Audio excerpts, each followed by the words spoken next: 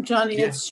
it's Sharon and Larry. We just want you to know that Howard Epstein has been in hospital for the last week with a bad case of Omicron. But as of yesterday, his oxygenation numbers were going up and he's better. And he is receiving WhatsApps. So anybody who wants to give him a shout out, I think it would be most edifying for him. Right. Thank you for that Will information. do. Thank you, Sharon. We'll dedicate the shiur to a refuah shlema for Howard, and everyone can send him their own best wishes by WhatsApp. Thank you for telling us that. Yeah. Okay, we're on page 12b, I think, aren't we? Did we cross? Did we? Yeah, no, not quite. We're on the last line of 11b in the Gemarah. Let's just get it on the screen. Page 59, I think. Page 59, I think you're right. Yes, but right at the bottom of page 59. So we spent last week and the week before talking about the Halacha that says you can only intercalate a year during the day. If the process of intercalation is done at night, doesn't count. And we learned, Rav Abba learned it from the pasuk that we quoted, that we're familiar with from the prayers of Rosh Hashanah. Tik'u b'chodesh shofar b'kesel leyom chagenu, ki chok Yisrael hu mishpat lelehi Yaakov. And that was what we did last week. And we're now going to go on to another statement in a Braita about the process of intercalation of the year, which is extremely apropos, since today is the very first day of Adar Rishon. Today is the very first day of the intercalated month of 5782. As Avril said last night in her excellent little speech, 7 times in 19 years is the cycle, which means, by the way, every 19 years your Hebrew and English birthdays will coincide. And that's assuming that you were born during the day. If you're born in the evening after nightfall, that doesn't quite work out, because the Jewish day, of course, starts in the evening. So 7 times in 19 years, we have an intercalated leap year. This year is one of them, and today is the first day of it. So we are right, as they say in yeshiva, in the inyan, right in the subject. Yeah. Okay. So let's go from the bottom, right at the bottom of the page, on 11b, if you're in the regular Gemarah, bottom of page 59 over here, and it's on the screen. Tanu Rabbanan, the rabbis learnt, Ein ma'abrin et hashana, and we've got an Ella coming up. Oh no, we haven't. Ein ma'abrin et hashana bishnei ra'avon. Ra'avon. We don't intercalate a year during a year of famine. Ra'avon, where have you heard that word before? Ra'av, to be hungry. To be hungry. In Bruch Shemay. In Bruch Shemay. Okay, in Bruch Shemay. Okay. Well, let's first of all deal with Julia's. Ra'av means hungry. That's correct. In modern Hebrew, Ra'av means hungry. And Johnny, have a look in your Sidra and show me where it is in Bruch Shemay. Where else have you seen that word? Anyone? If David Marks was here, he'd be rattling them off like crazy in the Chumash. We're always having famines, aren't we, in the Chumash? We had a famine when Abraham went down to Egypt with his wife and pretended she was his sister. We had a famine when Yitzchak did the same thing. We had a famine when the brothers came down to Joseph. Famines were very common. I was going to say popular, but that wouldn't be the right word. Famines were very common at that time, in the time of the Torah. And the word for famine in the Torah is ra'av. Ra'av. And there is another word that you will all be very, very familiar with, which has the same root. Who can think of a really, really common modern Hebrew word that has the same root as this? I can't, but what I can think is that the word ravenous in English, I wonder if the Latin came from that root. That's interesting. Never thought of that. Okay. All right. I like that. Ravenous. That's a bit like another one of my favorites, which I don't know whether it's accurate or not, but ought to be, and that is the word ruthless. Ruthless means without any kindness, and of course, Ruth was the epitome of kindness. Don't know if that's the origin of the word ruthless or not, but if it isn't, it should be. According to the dictionary, I think it is. Ah, okay, there you go. That's good. Good to hear that I'm not just making things up. Okay, so ravenous, I like that. Okay. All right, let's go on then. So we don't intercalate a year in the year of famine. Why not? Without looking in the notes, why not? Why don't we intercalate a year in a year of famine? What difference does it make? You have to remember a halacha that we learned a couple of weeks ago. Leon, I can see you have got the answer. You have a self-satisfied smirk. So come on, tell us. Because the grain isn't ripe. And you can't intercalate until the grain is ripe, I'm not sure, but something to do with the counting of the Omer. Yes, you're absolutely right, Leon.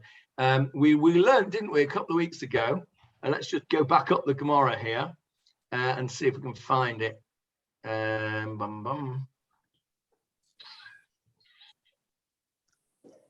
Here we go. We learned over here that one of the reasons that we would intercalate the year was when here we go, al-ha'aviv, for the ripening of the grain. Because if the grain is not yet ripened, particularly the barley grain, then they won't be able to do the Omer offering, which has to be done on the second day of Pesach. So if we don't intercalate and the year keeps going back and back and back by 11 days every year, because why 11 days? Because the lunar cycle is 11 days shorter than the solar cycle. That's what happens to Ramadan. Ramadan, the holy month of Ramadan for Islam, is not, they don't intercalate years in the Islam calendar. So the holy month of Ramadan, which they have a totally lunar calendar, it begins 11 days earlier in the solar year each year. So every 3 years, it's a month earlier. So let's say we start having Ramadan in January, in 3 months' time, it will be beginning of December. Another 3 months' time, it'll be beginning of November, end of October, etc., etc. So within 20 years, it moves from the depths of winter, say, to the height of summer.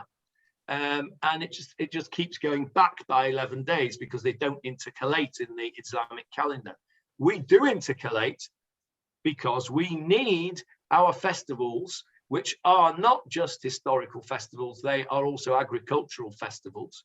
We need them to be in line with agriculture. And of course, agriculture is not determined by the solar calendar, but by the, not by the lunar calendar, but by the solar calendar, by the sun, isn't it? The sun and the cold and the wet and the rain, that's what enables agriculture to grow. So if we don't intercalate, Pesach will keep moving. Let's say it starts at the beginning of April. This year, it's the middle of April. Let's say it starts this year, the 16th of April. If we don't ever intercalate, next year, it'll be the 5th of April. the year after that, it will be 11 days earlier, which will be the 25th of March. And the year before that, and then the year after that, it will be the 14th of March. And the year after that, it'll be the 3rd of March. And in a few years' time, it's in December.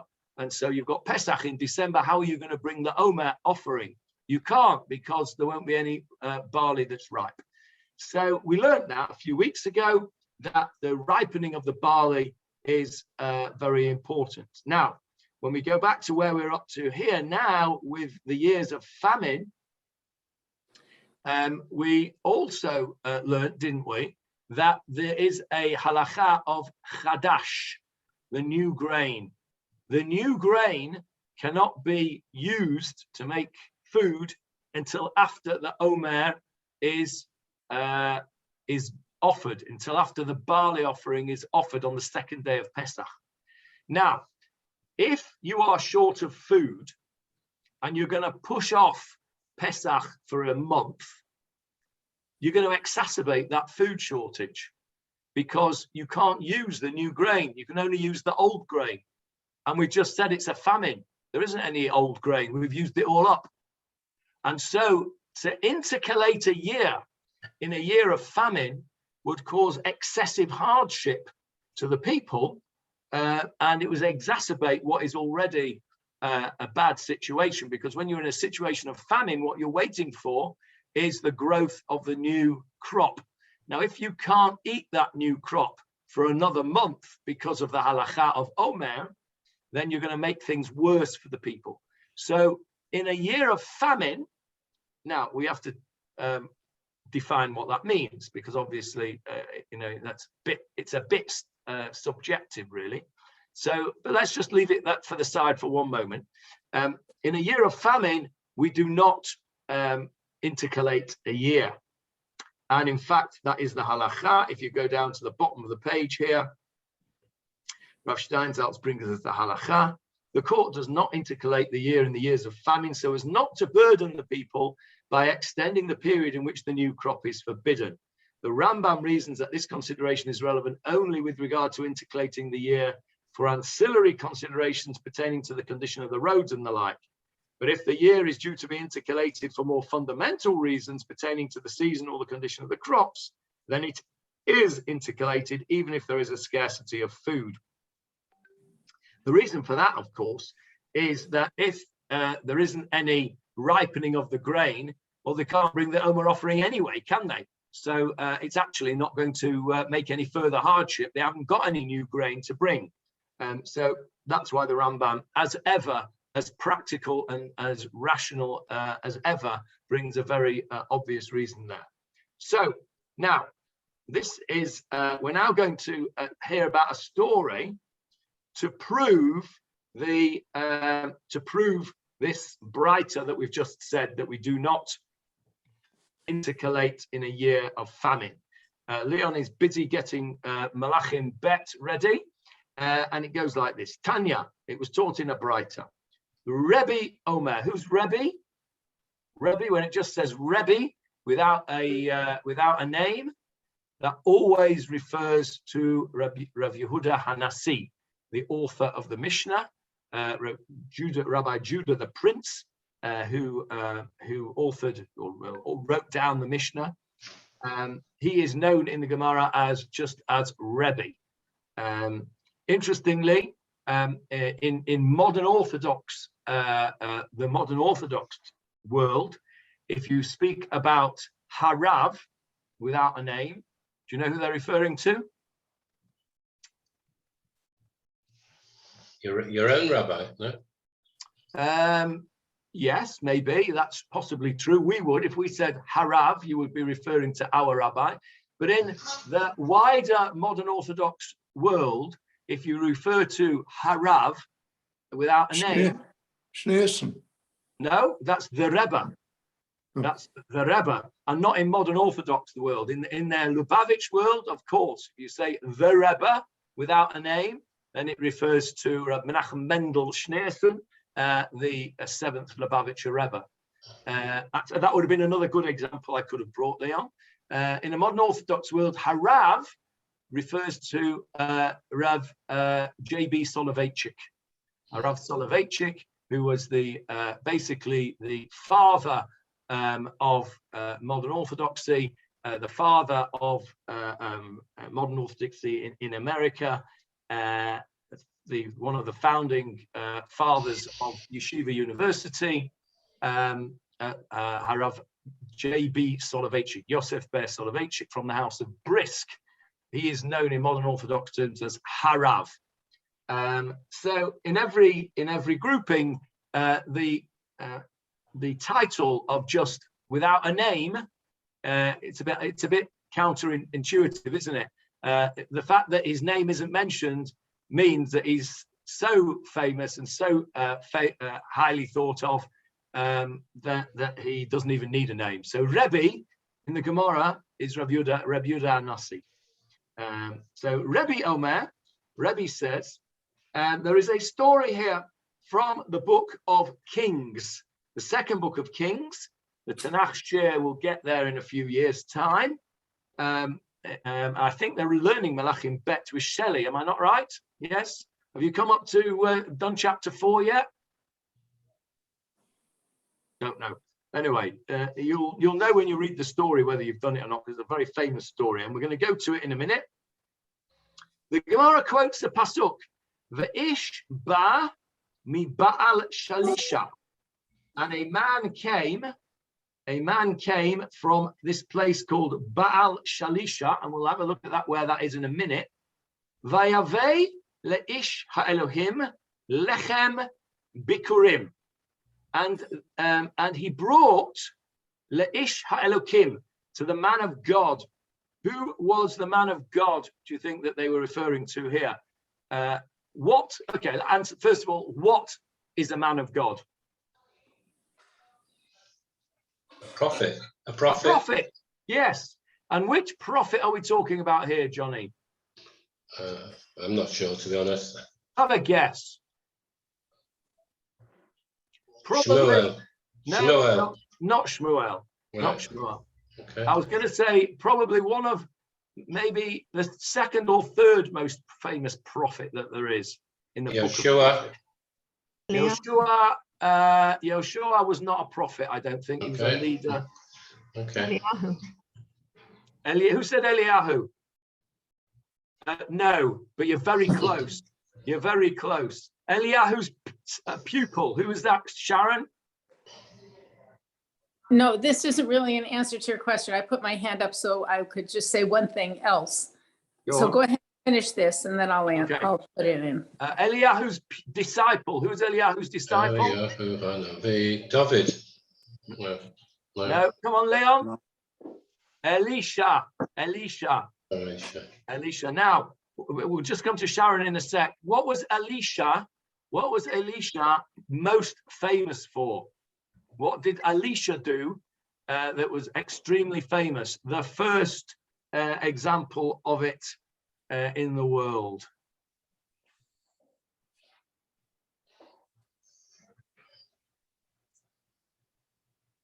Okay, let's have a look. Before we do that, let's go to Sharon. Sharon, yes. I was just going to share, I was listening to a lecture by Micha Goodman yesterday, in which he talked about the presence of God in Jewish history, starting with Bereshit and ending at the Megillat Esther, where God isn't mentioned but is there. And he talked about prophecy as the privatization of revelation. And I just thought that was such a beautiful thing that I wanted to share it with everyone. The privatization of revelation. In other words, we had a public revelation at Har Sinai, and thereafter revelation was privatized through individuals, and they had to disseminate it through their own methods. I like that. Very nice. A nice expression. The privatization of revelation. Okay, I shall have to use that and quote Micha Goodman, who's an excellent lecturer, to be recommended. Okay. I'm going to share the screen with you now. Malachim Bet. Let's look at the story. Before we come to our pasuk, let's look at the story. and you will remember this story. I think there's probably a bit too much to read because it's 42 psukim. So I will summarize it for you. There was a woman who didn't have any children, and she had a spare room in her house, and she gave over this room to this man who used to come by and stop by. She and her husband gave hospitality to this man,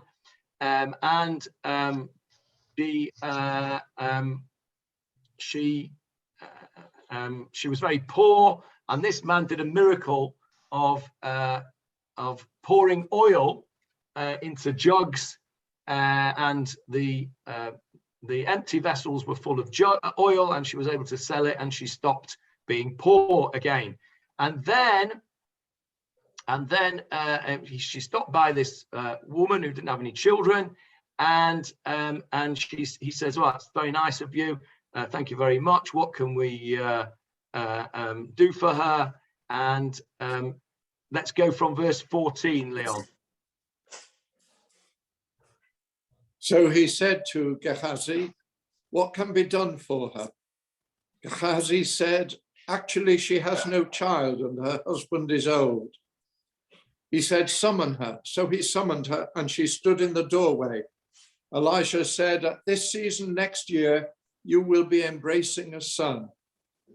She said, "Do not, my master, O man of God, do not disappoint your maidservant." The woman conceived and bore a son at that season the next year, as Elisha had told her. The boy grew up. It happened one day he went out to his father, to the reapers in the field. He said to his father, "My head, my head." His father said to the attendant, "Carry him to his mother." He carried him and brought him to his mother. He sat in her lap until noon, and then he died. She went up and laid him on the bed of the man of God, shut the door upon him, and left. She then called her husband and said, "Please send me one of the attendants and one of the donkeys, so that I can hurry to the man of God and return." He said, "Why are you going to him today? It is not a new moon or a Sabbath." She replied, "It is well." She saddled the donkey and said to her attendant, "Lead and go, and do not impede me from riding unless I tell you." She set out and came to the man of God at Mount Carmel. When the man of God saw her from afar, he said to Gehazi, his attendant, "Behold, it is that Shunammite woman. Now please run toward her and say to her, 'Is it well with you? Is it well with your husband? Is it well with the boy?'" She replied to Gehazi, "It is well." She came before the man of God at the mountain and grasped his legs. Gehazi approached to push her away, but the man of God said, "Leave her, for her soul is bitter within her. Hashem has hidden it from me and not told me." She said, "Did I request a son of my master? Did I not say, 'Do not mislead me'?" He said to Gehazi, "Gird your loins, take my staff in your hand and go. If you meet a man, do not greet him. And if a man greets you, do not respond to him. Place my staff upon the lad's face." The lad's mother said, "I swear as Hashem lives, and I swear as you live, I will not leave you." So he arose and went after her. Gehazi went ahead of them and placed the staff on the lad's face, but there was no sound and nothing was heard. He returned towards Elisha and told him, saying, "The lad has not awakened." Elisha came into the house, and behold, the lad was dead, laid out on his bed. He entered and shut the door behind them both and prayed to Hashem. Then he went up and lay upon the boy, placing his mouth upon his mouth, his eyes upon his eyes, and his palms upon his palms. He stretched himself out over him and warmed the flesh of the boy. He withdrew and walked through the house, once this way and once that way. Then he went up and stretched himself over him.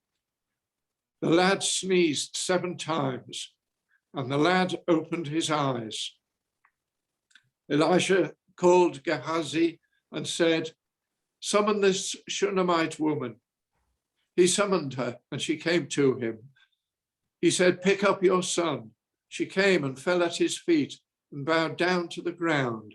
She then picked up her son and left. Elisha then returned to Gilgal, and there was a famine in the land. The prophet's disciples were sitting before him. He said to his attendant, "Put up the large pot and cook a stew for the prophet's disciples." One of them went out to the field to gather herbs. He came across a vine in the field and picked enough from it and from the wild mushrooms around it to fill up his garment. He came and cut them into the pot of stew, for they did not recognize these fruits. They poured it out for the men to eat. And it happened as they ate the soup, they shouted. They said, "There is death in the pot, O man of God," and they could not eat. Elisha said, "Get some flour," and he threw it into the pot. He said, "Pour for the people and let them eat." And there was no longer anything harmful in the pot. A man came from Baal Shalisha, and he brought to the man of God food from the first reaping, 20 loaves of barley bread and some fresh kernels in their husks. Elisha said, "Give it to the people that they may eat." Okay, let's stop there. So there's the famous story of Elisha bringing back to life the lifeless child. What's that got to do with the next bit that was our story of Baal Shalisha in verse 42 there? Nothing at all, but it's in the same chapter, and one story runs straight into the next. And it was far too good a story for me to pass over without reminding you of it. Those of you that have never seen it before, amazing story, huge amount of meforshim on this story of Elisha bringing back to life using CPR and a mouth-to-mouth resuscitation here. A very clear description of that, placing his mouth upon his mouth and his eyes upon his eyes, and warming the child's flesh. He was hypothermic, warmed him up, and did mouth-to-mouth resuscitation and brought him back to life. But then the important part for us is verse 38 onwards. Elisha goes back to Gilgal, and there was a famine in the land. And then on verse 42, we have the pasuk that our Gemarah brings. A man came from Baal Shalisha, and he brought to the man of God, that's Elisha, bread from the first fruits, 20 loaves of barley bread and sheaves of fresh grain in their shells. And he said, "Give to the people and let them eat." Now we read that pasuk and we don't really think too much about it. It's part of the story about Elisha providing food for people in a famine. But the Gemarah sees lots of things in this pasuk which helps us work out the halacha. And so I'm going to take you back to the Gemarah now, and we're going to darshan. We're going to actually go into this pasuk here. I wanted to show you the source and the context of the pasuk before the Gemarah actually goes into it, which is what we're going to do now. So let's go back to the Gemarah.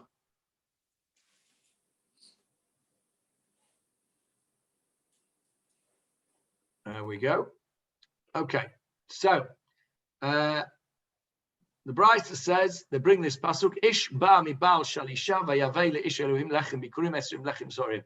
The man came from Baal Shalisha and brought this man of God bread from the first fruits, 20 loaves of barley. Okay, now the Gemarah says this, Ein lecha kala b'chol eretz Yisrael. You do not have in the whole of Eretz Yisrael a place levashel peruteha yoter mi Baal Shalisha. there is nowhere in the whole of Israel, says the Gemarah, where the fruits, and presumably not just the fruits, the grains as well, ripen better, i.e. quicker, than this place Baal Shalisha. Okay, so the Gemarah is telling us that this pasuk tells us that Baal Shalisha is the place where this guy came from, because Baal Shalisha is the place where the grain ripens first. And if it's not ripe in Baal Shalisha, then it isn't ripe anywhere else, because that's the first place that it ripens. So where do you think it is? Where do you think Baal Shalisha is? Knowing that one fact, that this is the place that where the grain and the fruits ripen the quickest. Where do you think that is? In the Negev? Yes, it is in the Negev. Exactly. Why did you say that? Well, the heat. Yeah, look what Rav Steinsaltz says on the left-hand side here. It's not clear where Baal Shalisha is located. Based on the description that the fruit there ripens before all other places in Eretz Israel, it may be in the region of Jericho, perhaps near today's Wadi Ujah. And some researchers identify Baal Shalisha as Tult, one of the villages in the Shomron. You would have thought, and by the way, Rashi says it's in the south, in the Negev. So that would be a logical reason. The thing about the Negev is, though, it might be too hot. So it seems that these places, based just on facts, knowledge of where in Israel these things ripen first. I mean, it's an observable fact. You don't have to be clever to know it. You just have to have the experience to know that. I mean, we all know, don't we, that in the north of England, it's colder than in the south, right? And the further north you go, the colder it gets, and the later the grains and what have you will ripen. And so here it seems that the place which has the climate most conducive, that's the word I was looking for, most conducive to ripening is around Jericho, around these places, and that's where Baal Shalisha is. The fact that the pasuk tells us it was from Baal Shalisha is relevant. If you just look at the story, you say, well, what does it matter where he came from? The Gemarah says, well, it must be relevant. It must be telling us something. And so what they're saying is, it's a hint. It's telling us that in Baal Shalisha, the guy came from Baal Shalisha. Why did he bring these first fruits from Baal Shalisha? Because that was the only place that had any new fruits, because it's not ripened anywhere else, because that's the first place to ripen. So that's what the Gemarah says. There's nowhere that ripens earlier than Baal Shalisha. Va'afal pichein, and even so, even though Baal Shalisha is the best place in the country for ripening produce, lo bikra ela min echad. He only brought one species which had ripened, which was what? What did he bring? Barley. Barley. The only one he brought was barley. And why was that? Because that was the first one that came. That's the first one that came, which means that there isn't anything else. So even in Baal Shalisha, there is only ripe barley. There's nothing else. Nothing else is ripened in Baal Shalisha. So he only brought one species because that's all there was that was ripened, because otherwise he would have brought something else. And then the Gemarah points out what Johnny's just said. All right, Shema Tomar Chitim. Maybe the one species he brought was wheat. Well, we know, don't we, that wheat ripens much later than barley. How do we know that? Because, well, if we were farmers, we would know it anyway. But even though we're not farmers, how do we know that, Leon? I was going to say, because my brother was a farmer, I knew that. Well, okay, well, that's the best answer of all, actually. That is the best answer of all, because you knew, because your brother was a farmer. Did they grow wheat in Southport? Absolutely. I used to help with the harvest. Oh, well, there you are. Okay. See, you don't, what you didn't realize all those years ago when you were helping with the harvest was that was only to prepare you for learning Gemarah Sanhedrin in 2022. Correct. In the paragraph before, Johnny, Rev Steinshouse put and fresh corn, brought 20 loaves of barley, and then and fresh corn in his sack. Ears of corn. Well, yeah, we'll come back to that in a sec. Okay. You're right. We'll go back to the pasuk in a minute and have a look at it. How do we know, other than because Leon's just told us that he harvested it later on, how do we know that wheat is a later harvest than barley? We've learnt it. How? How do we know? When do we bring the barley offering? Yes, Julia. Yes, Julia. When do we bring the barley offering? Shavuos comes into it somewhere. Yes, you're right. We bring the barley offering at the time of the Omer, isn't it? The Omer is a barley offering. And when do we bring the Omer? On the second day of Pesach. And then on Shavuot, 7 weeks later, what do we bring? We bring the wheat. Correct. We bring the Shtei Alechem. We bring the 2 special loaves, which are made of wheat. So we know from that, from the Korbanot, that at Pesach, we bring a special barley offering called the Omer. Why do we bring it? Because we're thanking HaKadosh Baruch Hu that the barley is now ripened. At Shavuot, we bring a special offering of wheat, 2 special loaves of wheat. Why do we do that? To thank HaKadosh Baruch Hu that now, 7 weeks later, with the sunshine between Pesach and Shavuot, the wheat has now ripened.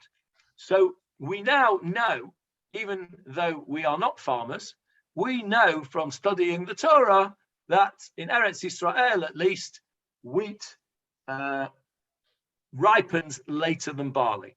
So we've just said that the guy from Baal Shalisha only brought one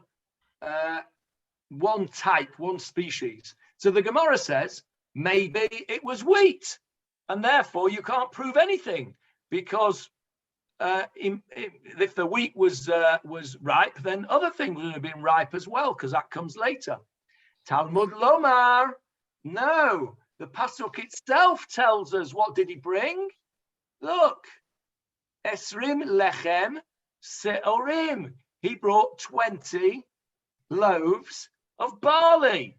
The verse itself tells us it wasn't wheat, it was barley, the very first crop to ripen.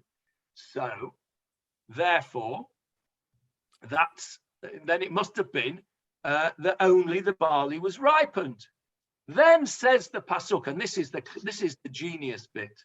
The Gemara says like this: okay, Shema Tomar Lifnei HaOmer. All right, so what? Only the barley is ripened. Maybe this was, early on in the year. It was before Pesach, before the Omer. It was right at the beginning, and only the barley of Baal Shalisha was ripe. And the reason for that is because it was February. It wasn't Pesach. It was very early on. All the rest of the country's barley is not ripened, but Baal Shalisha is, and that's why this guy came from Baal Shalisha. And how do we know that that's not the case? Because the pasuk says, "Ten la'am v'yochelu." Give it to the people, and they will eat. Now we know, don't we, that they're not allowed to eat that new produce until the Omer has been offered, which is when? Pesach. Second day of Pesach. So if Elisha says, give them the bread to the people and they will eat, then it must have been after Pesach. Must have been at the very earliest on the third day of Pesach, or on the second day of Pesach after the Omer has been offered. And so therefore we can say that this verse in Malachim Bet shows us that this was a year where in Baal Shalisha, the place where fruits and grains ripen earliest, after Pesach, there was only barley ripened there and nowhere else. In other words, it would be what? It would be a year where we should intercalate, because one of the reasons why we intercalate is if the grain isn't ripe. Yeah, that was one of our main reasons. Biglal ha'aviv, because of the spring, that we have to have time for the grain to ripen. Says the Gemara, Emor me'ata, based on this, we can say, Re'uya haita, it would have been fitting, ota shana, that year, shetit aber, that it would be intercalated. Right? We should have intercalated on this year because the grains are not ripe.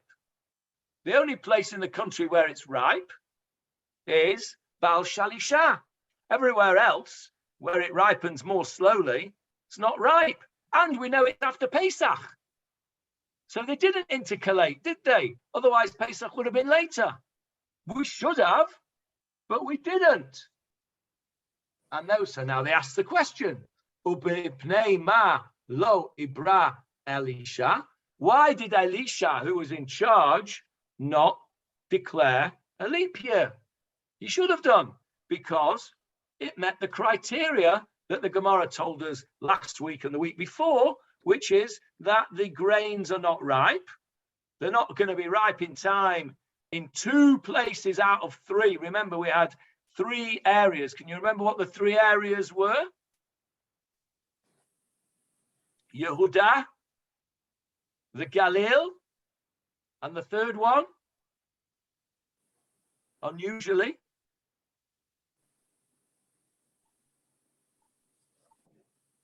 Yehuda, the Galil, Transjordan, remember, the other side of the river. Those were the 3 areas that we spoke about in the Gemara. And if 2 of those areas, the grain is not ripened, then we have to intercalate a year. Here, we're saying now that the only place in the entire country where it was ripe was Baal Shalisha. Everywhere else in the country, it's not ripe. And therefore, we should have intercalated according to our rules. But we didn't. So why not? Why not? Mipnei ma lo ibra Elisha. Why did Elisha not declare a leap year? Why? Sheshnat batzoret haita. It was a year of scarcity. In other words, a famine. V'hayu hakol ratzin lebet hagranot. Everybody was running to the granary. What does that mean? Everybody was running to the granary. What were they running to the granary for? They were running for food. To get some food. Yeah, they were running. It was the soup kitchen. The granary was the soup kitchen. That was where all the food was stored. They didn't have any of their own because it was a famine. So everybody was running to the granary to get stock up, to get food, to get charity, because they didn't have any food.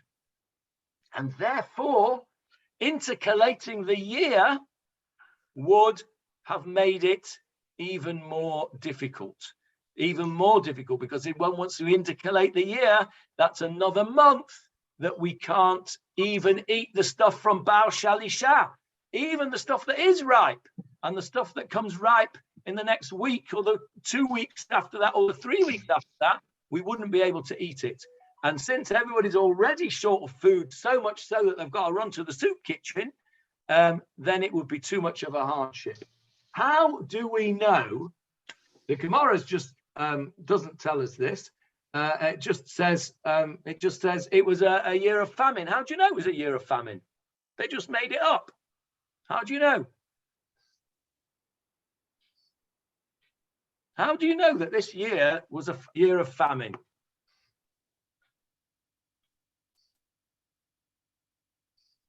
Any suggestions? You must say it somewhere. Say that again, Johnny. Must have said it somewhere. It must have said it somewhere. You're quite right. There it is on the screen for you now. There it is. Verse 38, Leon, please. Elisha then returned to Gilgal, and there was a famine in the land. There you go. There was a famine in the land. Says so, as Johnny quite rightly said. That's how we know it was a famine. We're told it was a famine, and that's why this whole performance went on, because Alicia said, put up this big soup kitchen, make a soup kitchen, basically, set the large pot on the fire, cook a stew for the disciples of the prophets. And somebody went out and got a bit of herbs and some wild mushrooms, and they made a cholent. They put a big cholent on. And then the Baal Shalisha came, the guy from Baal Shalisha came with the bread to go with the cholent. And that's how we know it was a famine. So the Gemarah has gone into these psukim, where we would have just really skimmed over it really and said, oh, that's a nice story. Elisha's brought somebody back to life, and then he's fed the masses in a time of famine, and it's just telling us what a good guy Elisha is, etc., etc., and it's a nice story. But the Gemarah sees it more than a nice story. The Gemarah drills down into the psukim, and we learn from here how to behave. That's what the Torah is all about. We've got to look at what went on, and sometimes we've got to look and see how to behave, and sometimes we've got to look and see how not to behave. But it's all there. That's the whole point of Tanakh, is it's a guidebook for how we're meant to live. So here we go. So that's the story of Baal Shalisha, which came hot on the heels of Elisha's resuscitation of the child. And from there we learn that, and what do we learn actually out of this in our modern day? Because of course intercalation of the year makes no difference to us, because we now have a fixed calendar. It's done for us. What it means is that in times of hardship, we can actually override various halachot. So normally the halacha would be to intercalate a year, but because it was a year of hardship, Elisha chose not to do it. And that shows us the principle that in a time of hardship, there is a facility. But you have to be an Alicia. You can't just do it on your own bat.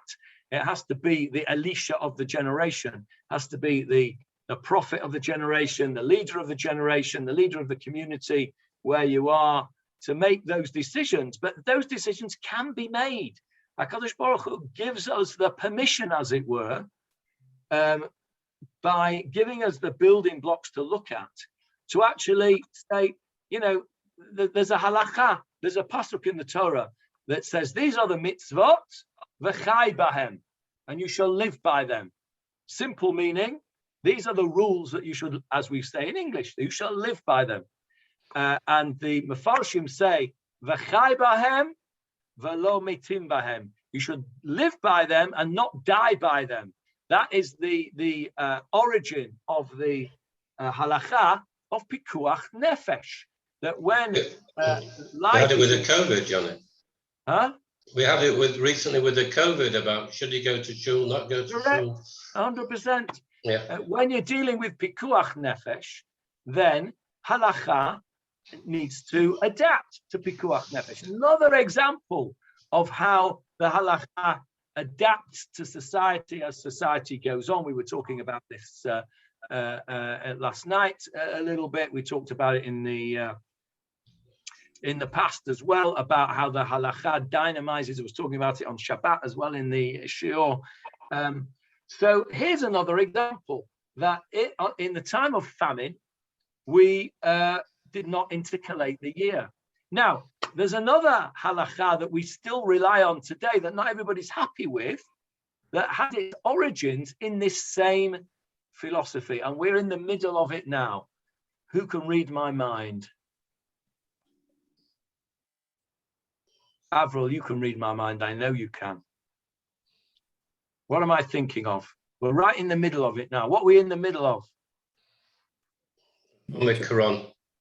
No, the Jewish calendar. What are we in the middle of? Shemitah. Shemitah. Okay. What did Rav Kook paskin about Shemitah? That is a controversial matter. Heter Mechirah. Yeah. Heter Mechirah. What is the Heter Mechirah? The Heter Mechirah, Heter means permission, Mechirah means to sell. You're not allowed to sell land to a non-Jew, you're not allowed to sell the land of Israel to a non-Jew. But because in the Shemitah year, you can't sell produce, you can grow produce or let produce grow on its own, but you can't cultivate produce for sale.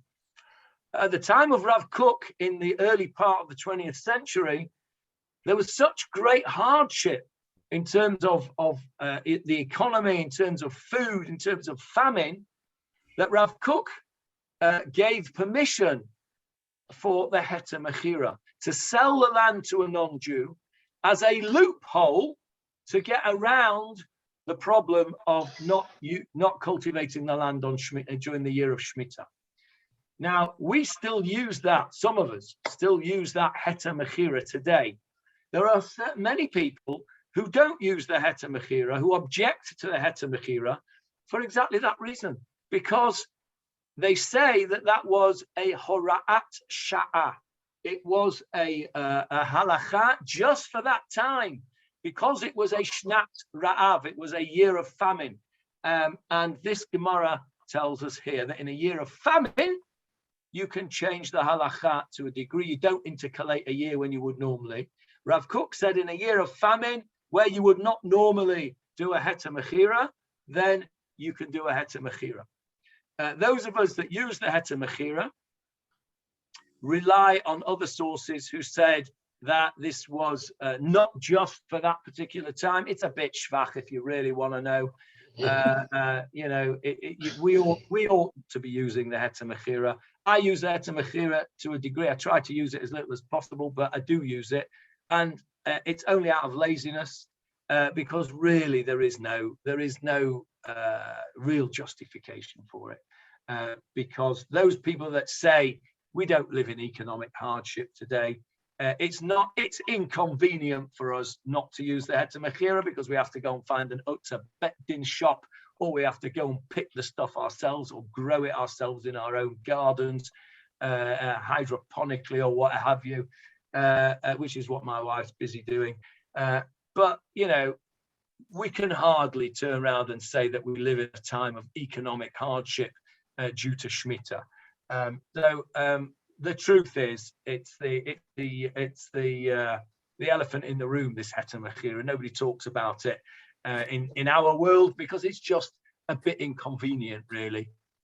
The truth, which is that the Heter Mechirah really only applies in times of famine, and we're not in a time of famine really. So you can think about that and do what you like on that score. So this Gemara really is an interesting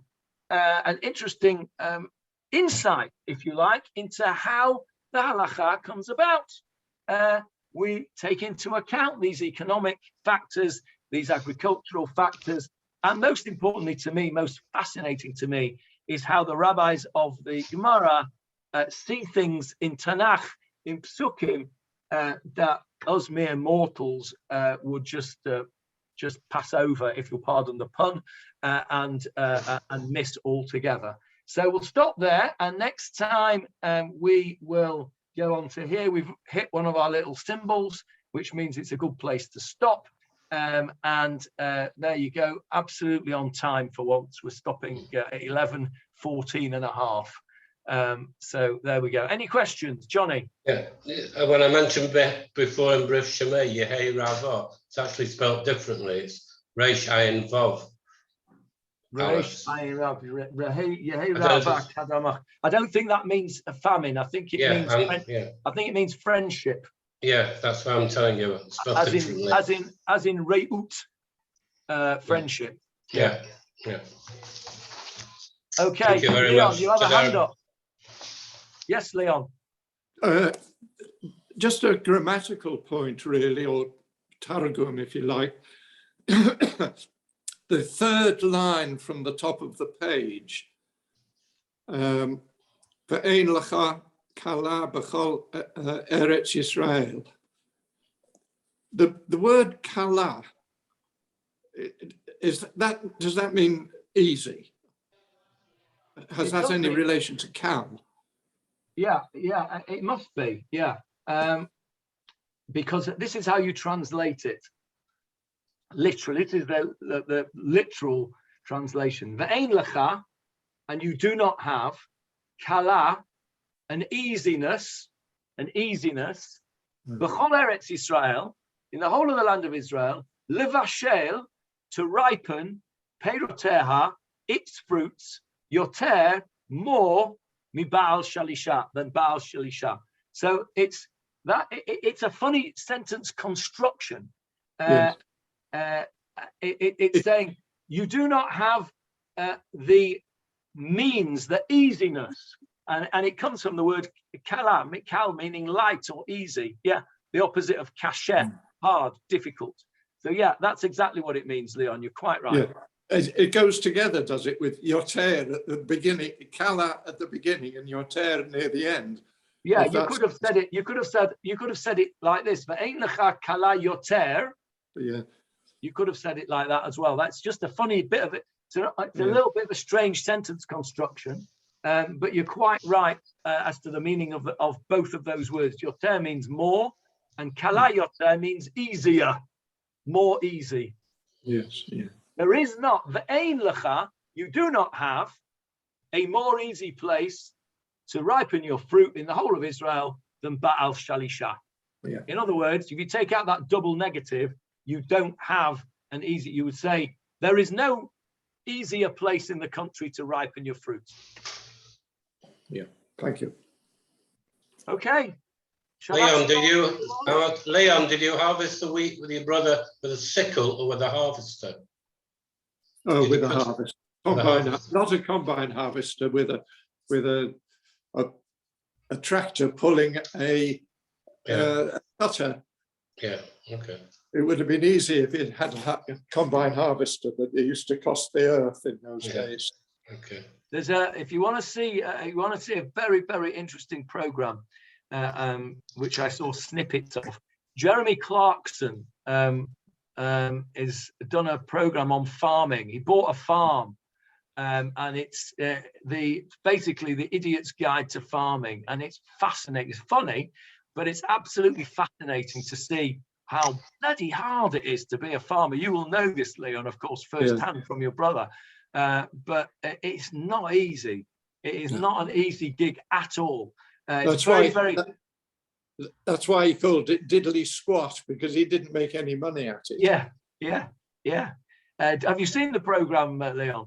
Well, I read it in the Times. He writes once a week in the Times. Right. Okay. Well, it's worth a little look because it's a bit of an eye opener. Well, it was to me anyway. So there you go. All right. Very busy show. Can you send us a picture of Rabbi Sachs, or is not official yet? Oh, you mean the painting? Yes. Yeah, I'll put it on the group. Yeah, I'll put it on the group. Thank you. Rena's going to do another one for Lady Sachs and send it to her. Oh, very nice. Yeah, but I'm having the original. It's going on my wall. Okay, lovely. Please, thank you. All right. Thank you, Johnny. Well, that's all, everyone. Bye-bye. Thank you, Johnny. Bye. Thank you very much.